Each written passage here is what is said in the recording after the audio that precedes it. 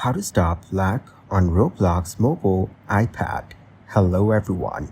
In this video, I will show you how to stop lag on Roblox mobile iPad. First, close any apps running in the background. You can swipe up on them to make sure that nothing is running. While playing on Roblox, background apps can affect the game performance.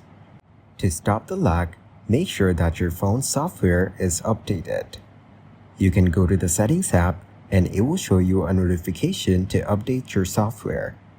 If there are some apps that you don't use, you can simply uninstall them. Uninstalling the unused apps can help you run your phone faster. Another thing is to make sure that your Roblox app is updated. The best way is to uninstall the app and reinstall it from the App Store. Thank you guys for watching this video. Hope you got some value. Make sure to like the video and subscribe to the channel to get notified of new videos. See you in the next one.